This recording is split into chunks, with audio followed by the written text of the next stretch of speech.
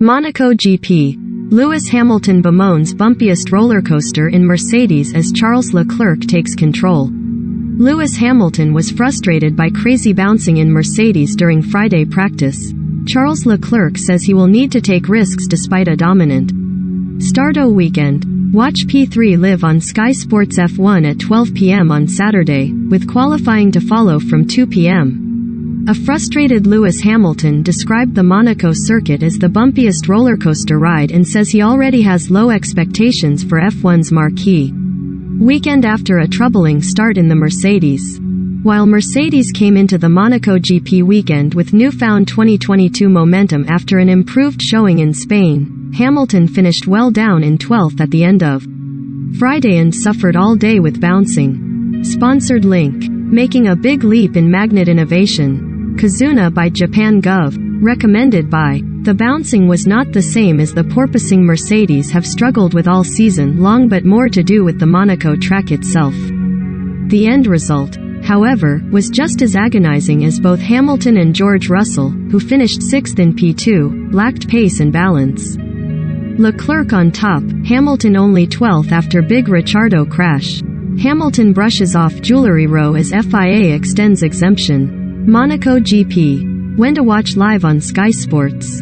It's the bumpiest the track has ever been, said Hamilton, well over a second off pace-setter Charles Leclerc. And it's probably the bumpiest track I've ever driven. It's like eyeballs coming out of the sockets. It's the bumpiest roller coaster ride ever. Hamilton stressed that his bouncing was a lot different to what he had experienced all season and said it was all but impossible to extract pace from a Mercedes that had encountered the issues more than most. Putting a lap together is difficult, Hamilton explained. I think we made some improvements going into that session, and when you actually try to put a lap together, the grip doesn't feel terrible. But we've got some work to do overnight. As anticipated, didn't think we'd be as quick as the Ferraris and the Red Bulls. Our battle is to try and stay away from the McLarens.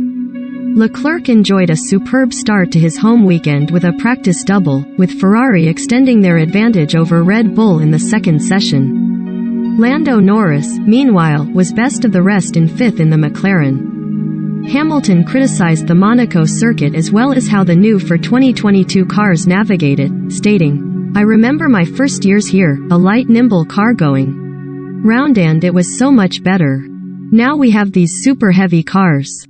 The best laps of the day were the first few laps of P1, added Hamilton. We'll study the data and try and understand how we can improve the bumps. I really hope for a better day tomorrow.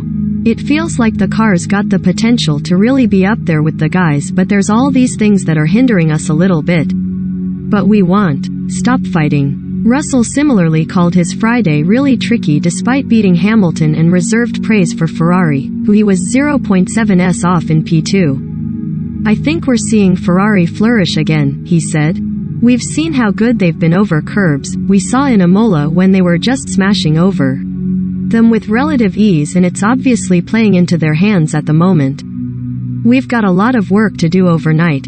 I am not too sure we can really close that gap. We're not where we want to be.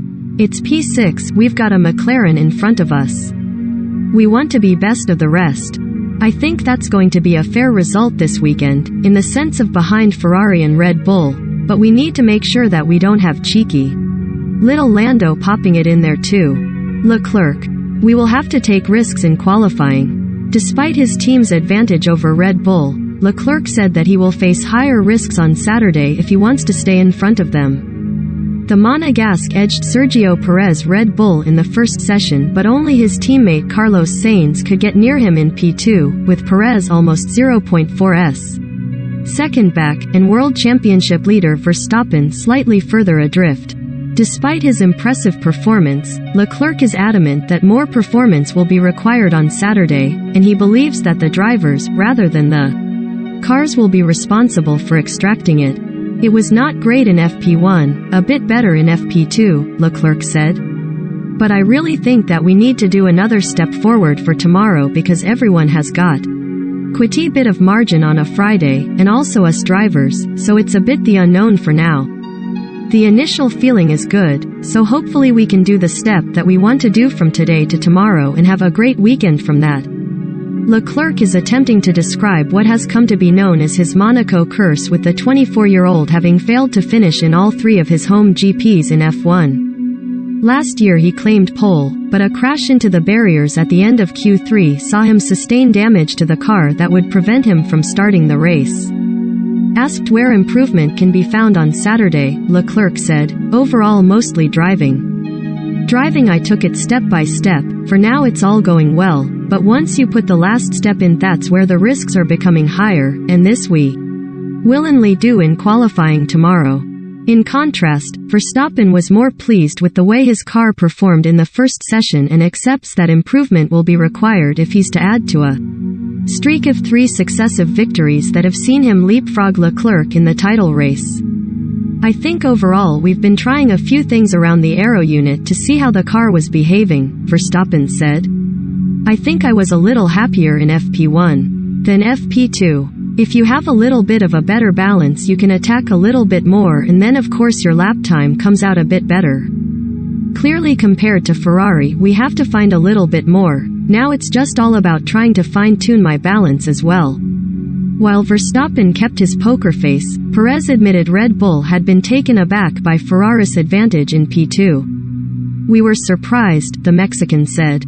"We were expecting a bit of a gap, but not such a gap. So, there is plenty of work to do."